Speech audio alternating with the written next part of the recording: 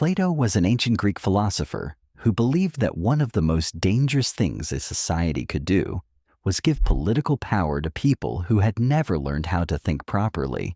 This sounds shocking today, because democracy is often treated as one of the highest political ideals. We usually think of democracy as fairness, freedom, equality, and the right of ordinary people to have a voice in the way they are governed. Plato did not see it so simply. To him, democracy was not automatically wise just because many people supported it.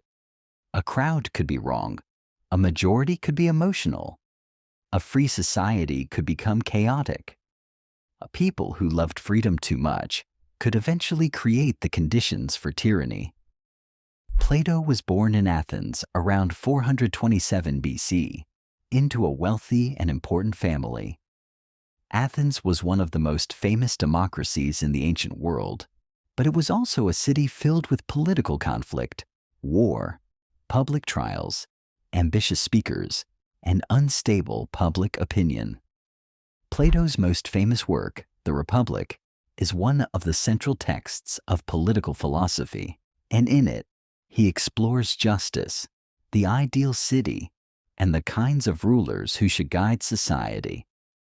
Plato's suspicion of democracy came from experience. He had watched Athens make terrible decisions. He had seen public opinion move like a crowd at a theater, excited one moment and furious the next. Most importantly, he had seen his teacher Socrates put on trial and sentenced to death by a democratic jury. Socrates had not been a criminal in the ordinary sense. He had spent his life asking people difficult questions about justice, courage, piety, and the good life.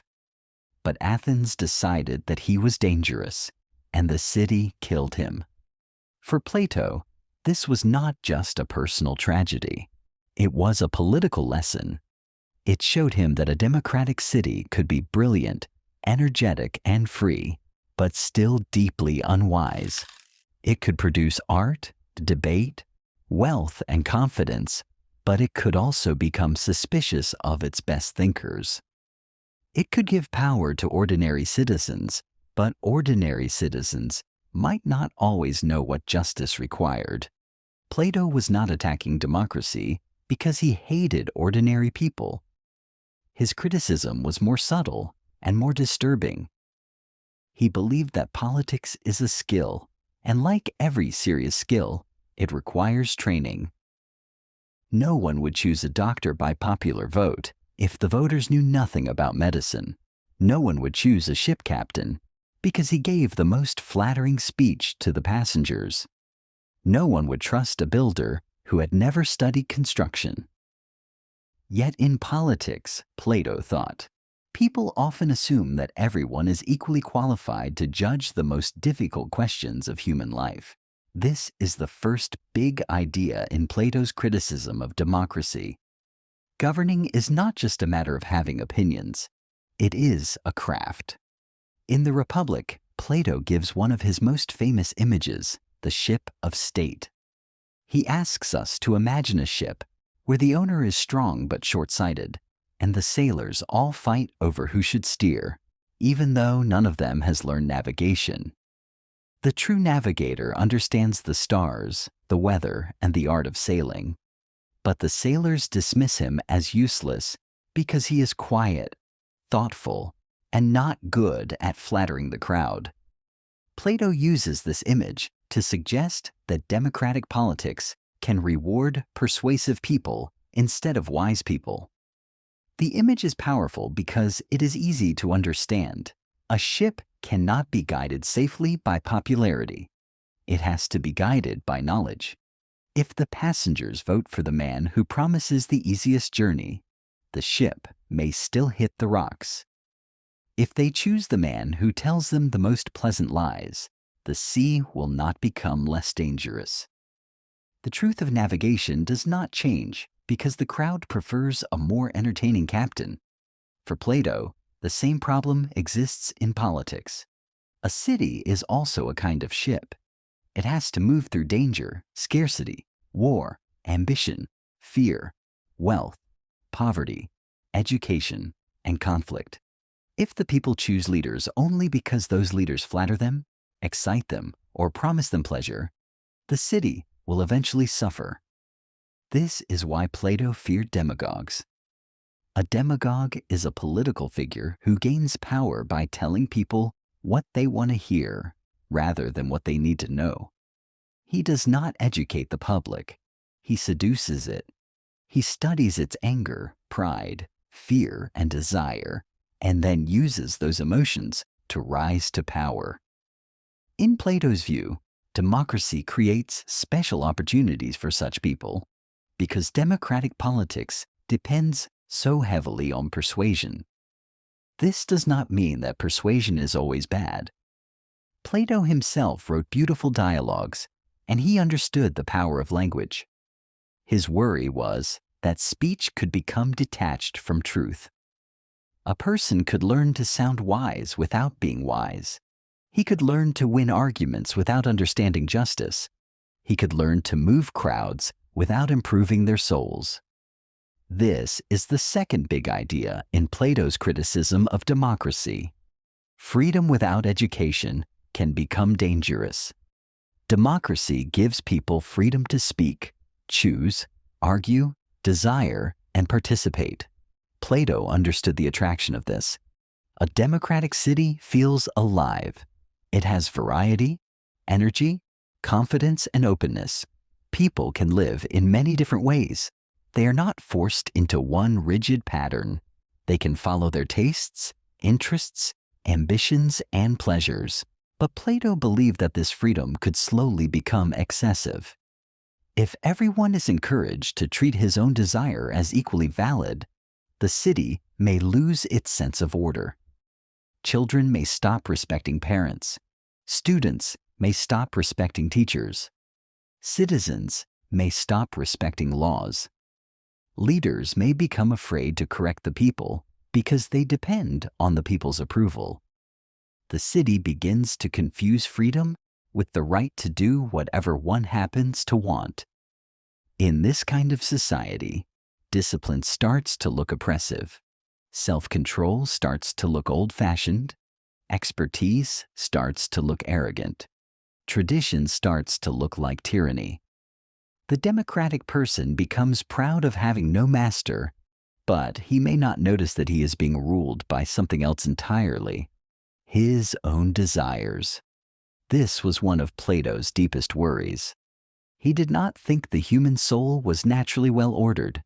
He believed that human beings contain reason, spirit, and appetite. Reason seeks truth. Spirit seeks honor and victory. Appetite seeks pleasure, comfort, food, sex, money, and satisfaction. A good person is one whose reason rules the rest of the soul. A bad person is one whose lower desires take command. Plato thought the same pattern could happen in a city. A good city is ruled by wisdom. A disordered city is ruled by appetite. Democracy, in his eyes, risks becoming the political version of a soul in which every desire demands equal rights. This is why his critique is still uncomfortable. He is not only talking about voting systems, he is talking about human psychology. He is asking what happens when a society becomes very free, but not very wise. He is asking what happens when people are given choice before they are given education. He is asking what happens when citizens are taught to protect their preferences, but not to examine whether their preferences are good. Plato's third big idea is that democracy can slide into tyranny. This is one of the most famous and disturbing parts of the Republic. Plato describes a sequence in which democracy, through its love of extreme freedom, can eventually produce the opposite of freedom. When a society becomes restless, divided, and driven by desire, the people may begin looking for a strong figure who promises to protect them, punish their enemies, and restore order. The leader first appears as a champion of the people, but once he gains power, he becomes a tyrant. Plato's point is not that every democracy must become tyranny. His point is that democracy contains a danger inside itself. If freedom becomes detached from wisdom and discipline, people may become vulnerable to anyone who promises easy answers. The crowd may grow tired of complexity. It may turn against careful thinkers. It may prefer a powerful personality to a difficult truth. This is a very dark idea, but Plato had reasons for thinking this way. Athens had lived through war, defeat, revolution, oligarchy, restored democracy, public anger, and political revenge. Plato did not see politics as a calm discussion among reasonable citizens. He saw it as a struggle between reason and desire, wisdom and flattery, education and manipulation. This is why Plato's solution was so radical. He believed that society should be ruled by philosopher kings. A philosopher king, in Plato's ideal, is not simply a clever intellectual who has read many books. He is a person who has spent years being trained in mathematics, discipline, moral character, dialectic, and the love of truth. He does not want power for pleasure or personal gain. In fact, he would rather avoid ruling if possible. But because he understands justice better than others, he is the person most fit to rule. This idea is deeply controversial. Many later thinkers have criticized Plato for being anti-democratic and dangerously authoritarian. Karl Popper, for example, famously argued that Plato's political philosophy had anti-liberal and potentially totalitarian tendencies, even though Plato's defenders often read him more sympathetically. But whether we agree with Plato or not, we should understand the problem he was trying to solve. He was asking a serious question. Who should rule? The many who have opinions, or the few who have wisdom? Modern people usually answer that the many should rule because giving power to a few is dangerous. Plato would answer that giving power to the many is also dangerous if the many have not been educated to love truth more than pleasure, justice more than victory, and wisdom more than popularity. This is the fourth big idea in Plato's criticism of democracy. The quality of a democracy depends on the quality of its citizens. A democracy is not made good simply by giving everyone a vote. It also needs citizens who can think, listen, judge, remember, and control themselves. It needs people who can resist flattery. It needs people who can recognize manipulation. It needs people who care about the common good and not only private advantage. It needs people who can admit when they are wrong. Without these qualities, democracy can become theater. Politics becomes performance. Leaders become actors. Citizens become audiences. Public debate becomes entertainment. The question is no longer who is wise, but who is exciting. It is no longer what is true, but what feels satisfying. It is no longer what will make the city just, but what will make the crowd applaud. This is where Plato remains painfully relevant. He reminds us that democracy is not just a system of government. It is a moral and educational project. It requires the formation of citizens. It requires habits of thought.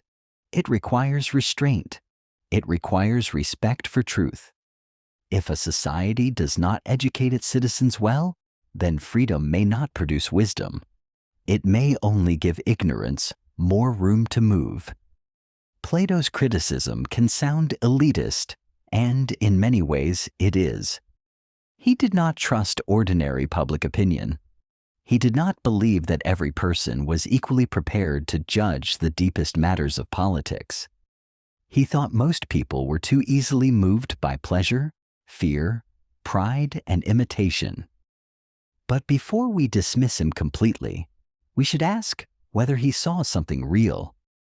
Do people always vote according to reason?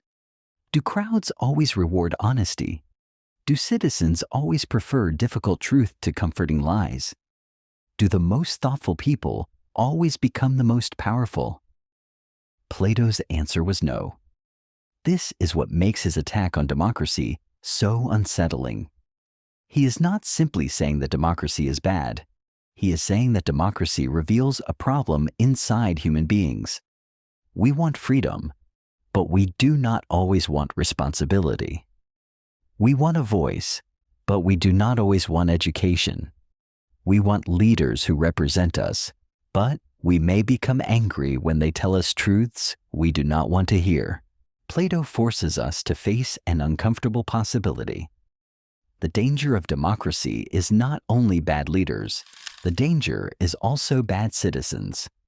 If citizens become vain, impatient, greedy, distracted, resentful, and easily manipulated, then democracy will reflect those qualities back at them.